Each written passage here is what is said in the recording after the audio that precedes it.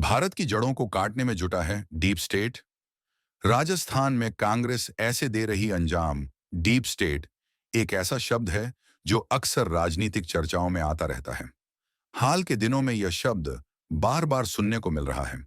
यह आमतौर पर सरकारी संस्थाओं, विशेष रूप से खुफिया और नौकरशाही एजेंसियों के भीतर व्यक्तियों के एक गुप्त नेटवर्क को संदर्भित करता है, जिनके बारे में माना जाता है कि वे पर्दे के पीछे से सरकारी नीति को नियंत्रित या हेरफेर करते हैं। लगभग एक माह पूर्व उपराष्ट्रपति जगदीप धनखड़ ने डीप स्टेट का जिक्र करते हुए कहा कि यह बेहद गंभीर मुद्दा है, जिससे देश का लोकतंत्र खतरे में है। कुछ माह पूर्व चुनाव प्रचार के दौरान डोनाल्ड ट्रंप पर हुए हमले में भी डीप स्टेट की भूमिका सवालों के घेरे में थी। कई लोग सोच रहे होंगे कि आखिर ये डीप स्टेट आखिर क्या बला है, तो हम आपको साधारण शब्दों में इसे समझाते का प्रयास करते हैं। डीप स्टेट एक ऐसा पावर डायनेमिक्स है जो लोकतांत्रिक सरकार के समानांतर काम करता है और सत्ता पर अपनी पकड़ बनाए रखता है। कई बार यह अपनी शक्तियों के दम पर पूरे के पूरे देश तक को तबाह कर देते हैं या ऐसे स्थिति में लाकर खड़ा कर देते हैं जहां से उसे बाहर निकलने में सालों तक लग जाते हैं। विश्व पटल पर डीप स्टेट के हालिया कांडों पर नजर डालें तो यूक्रेन के राष्ट्रपति जेलेंस्की इसके श्रेष्ठ उदाहरण के रूप में देखे जा सकते हैं।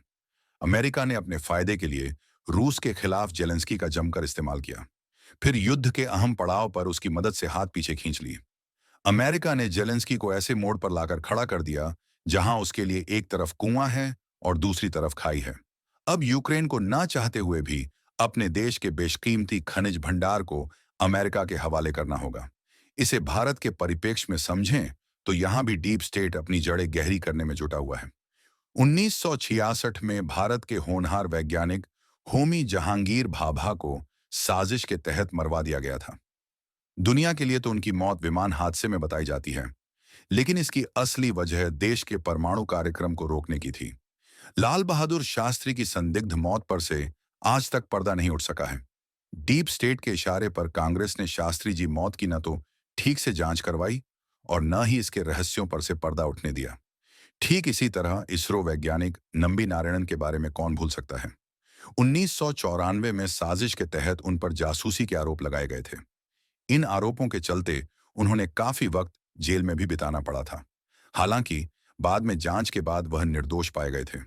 हाल ही में बीजेपी सांसद सुधांशु त्रिवेदी ने संसद में इस ओर ध्यान दिलाते हुए कहा था कि जब से भारत कूटनीतिक ताकत के रूप में सशक्त हुआ है, तब से देश के भीतर विदेशी शक्तियों का दखल बढ़ता जा रहा है।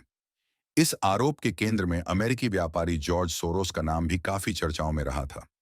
सोरोस पर आरोप है कि वह भारत समेत कई देशों में सरकारों को अस्थिर करने और माहौल बिगाड़ने के लिए फंडिंग कर रहा है।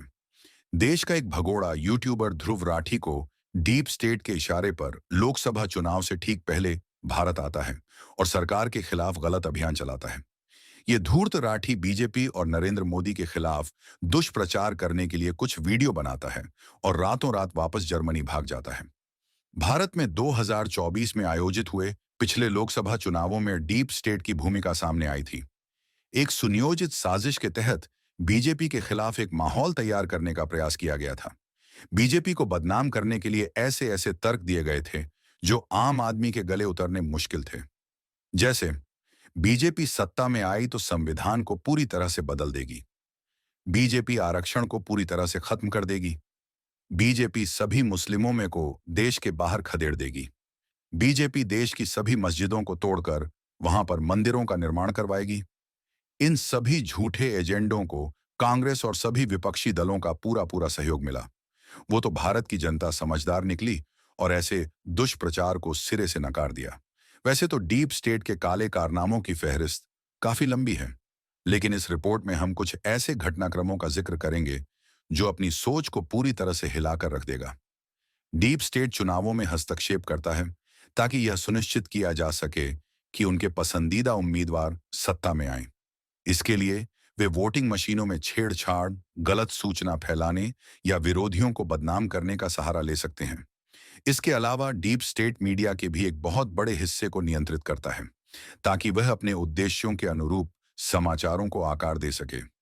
मीडिया को प्रभावित करके वे सार्वजनिक राय को अपने पक्ष में कर सकते हैं और अपनी गतिविधियों को छिपा सकते हैं।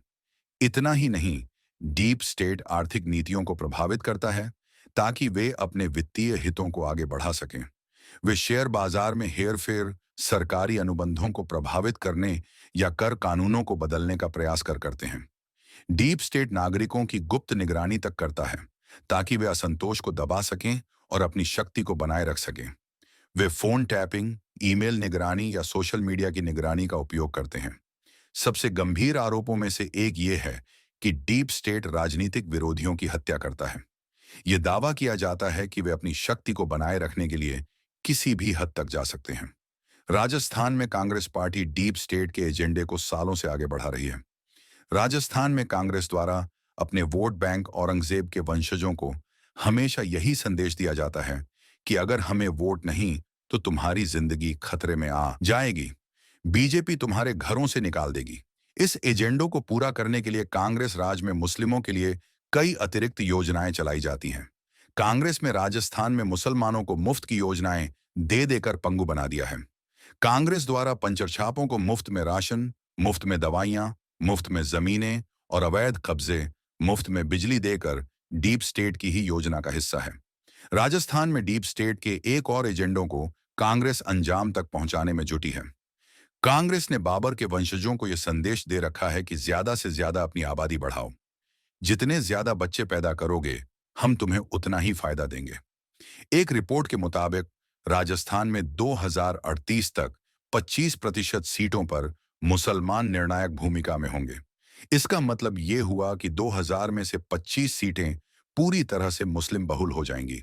25 में से 20 सीटों पर मुसलमान स्वतंत्र रूप से जीत कर आएंगे। अगर देश को इन बाबर और औरंगजेब की औलादों से बचाना है, तो बीजेपी और संघ को कुछ प्रभावी कदम उठाने होंगे।